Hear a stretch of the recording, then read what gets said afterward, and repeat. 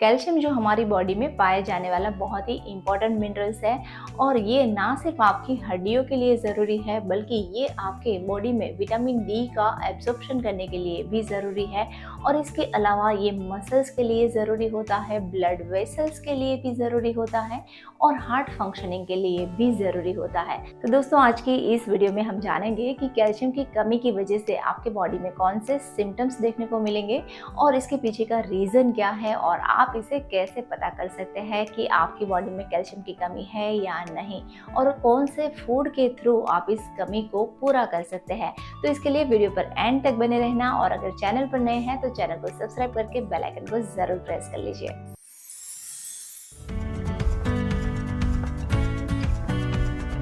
Hello friends, मैं हूं अल्पा नकुम और आज हम बात कर रहे हैं कैल्शियम के बारे में। तो सबसे पहले हम ये जानते हैं कि हमें हर रोज़ कितना कैल्शियम लेना चाहिए। हर एक एडल्ट के लिए हर दिन 1000 मिलीग्राम जितना कैल्शियम जो है वो ज़रूरी होता है, जो आप खाने से ले सकते हैं या तो फिर आप सप्लीमेंट से ले सकते हैं। लेकिन किसी भी वजह से अगर आप ये डेली जो रिक्वायरमेंट है उसको कंप्लीट नहीं कर पाते हैं तो उस वजह से आपकी बॉडी में कई सारे सिम्टम्स देखने को मिल सकते हैं।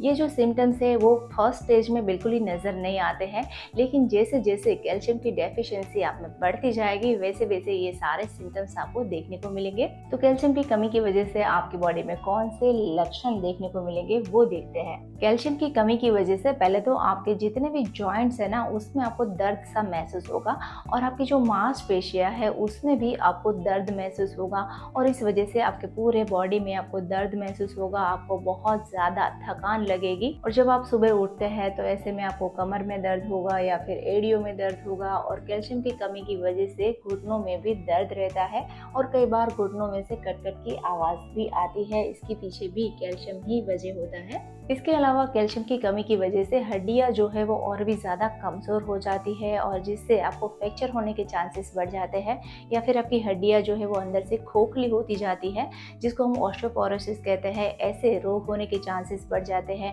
हड्डियां जो है वो बेंड हो जाती है, क्योंकि जब बॉडी में पर्याप्त मात्रा में कैल्शियम नहीं होगा तो बॉडी को जितने कैल्शियम की ज़रूरत है ना वो सारा कैल्शियम वो बोन्स से, हमारी जो हड्डियाँ है उससे खींच लेती है। तो ऐसे में हड्डियाँ जो है वो कमज़ोर हो जाती है और कैल्शियम की कमी की वजह से आपके नाखून जो है वो भी वीक हो जाते हैं, ये बार बार टूट जाते हैं या फिर ड्राई दिखते हैं और कई बार इसमें वाइटनेस भी देखने को मिलती है और बाल जो है वो भी ड्राई लगते हैं, रूखे सूखे से लगते हैं और हमारी जो स्किन है वो भी सूखी और पपड़ीदार हो जाती है। ये भी कैल्शियम की कमी की वजह से हो सकता है। और कैल्शियम की कमी की वजह से हार्ट जो है वो भी प्रॉपर फंक्शनिंग नहीं कर पाता है, क्योंकि ये कैल्शियम जब कम होता है तो ऐसे में हमारा जो LDL बैड कोलेस्ट्रॉल होता है वो और भी ज़्यादा बढ़ जाता है और इस वजह से हार्ट जो है वो प्रॉपर फंक्शन नहीं कर पाता है। हार्ट फेलियर के चांसेस बढ़ जाते हैं या तो फिर आपको ब्लड प्रेशर से रिलेटेड डिसीज होने के चांसेस भी बढ़ जाते हैं। और जब कैल्शियम की कमी बहुत ज़्यादा होती है तो ऐसे में आपकी जो याददाश्त है वो भी कमज़ोर होने लगती है और जो मेंटल हेल्थ से रिलेटेड डिसीज़ होती है, डिप्रेशन है, एंजाइटी है, वो सारे डिसीज़ होने के चांसेस भी बढ़ जाते हैं। तो ऐसे कई सारे सिम्टम्स है जो कैल्शियम की कमी की वजह से आपकी बॉडी में देखने को मिल सकते हैं। लेकिन इसके पीछे का रीज़न क्या है? तो हो सकता है कि आप लो कैल्शियम वाला डाइट ले रहे हैं, यानी कि आपकी डेली जो कैल्शियम की रिक्वायरमेंट है वो आपके खाने से कंप्लीट नहीं हो पा रही है, तो उस वजह से भी हो सकता है। या फिर आपकी बॉडी में विटामिन डी की डेफिशिएंसी है तो उस वजह से भी हो सकता है, या फिर आपको किडनी डिसीज़ है तो उस वजह से भी हो सकता है, या फिर आप पैनक्रियाटिक्स है यानी कि आपके पैनक्रियास में सूजन रहती है तो उस वजह से भी हो सकता है, या फिर आपको पैराथायराइड ग्लैंड से रिलेटेड कोई इशू है तो उस वजह से भी हो सकता है, या तो आप लंबे समय से कोई ऐसी दवाइयाँ ले रहे हैं तो उस वजह से भी आपकी बॉडी में कैल्शियम की कमी हो सकती है।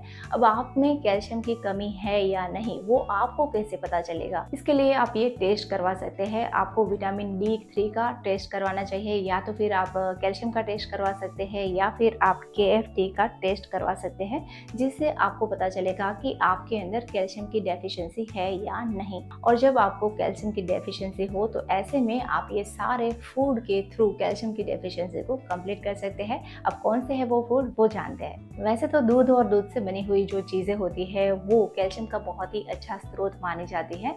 लेकिन जो लोग दूध पीना पसंद नहीं करते हैं, या तो फिर जो वीगन डाइट को फॉलो कर रहे हैं, या फिर जिसको दूध से एलर्जी है, वो लोग दूध के अलावा भी कई सारी ऐसी चीज़ें हैं जहाँ से वो कैल्शियम की कमी को पूरा कर सकते हैं। और मैं आपकी जानकारी के लिए बताऊँ तो 100 ml दूध में से आपको करीब 125 मिलीग्राम जितना ही कैल्शियम मिलता है, जो हमारी डेली रिक्वायरमेंट को कंप्लीट नहीं कर सकता है।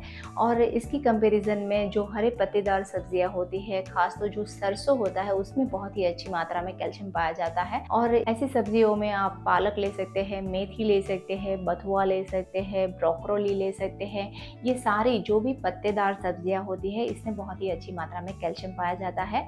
इसके अलावा जो भी दालें होती है, जैसे कि उड़द दाल है, मूंग दाल है, या मोठ है, राजमा है, छोले है, इन सब में भी बहुत ही अच्छी मात्रा में कैल्शियम पाया जाता है। तो इसके थ्रू भी आप कैल्शियम की कमी को पूरा कर सकते हैं। और जो अंजीर होता है, ये अंजीर भी काफ़ी कैल्शियम रिच होता है, तो इसे भी आप ले सकते हैं। या रागी ले सकते हैं, तिल ले सकते हैं, इस सब में भी बहुत ही अच्छी मात्रा में कैल्शियम पाया जाता है। और जो सूखी मेथी के दाने होते हैं, उसमें भी भरपूर मात्रा में कैल्शियम पाया जाता है, तो उसे भी आप अपने डाइट में शामिल कर सकते हैं।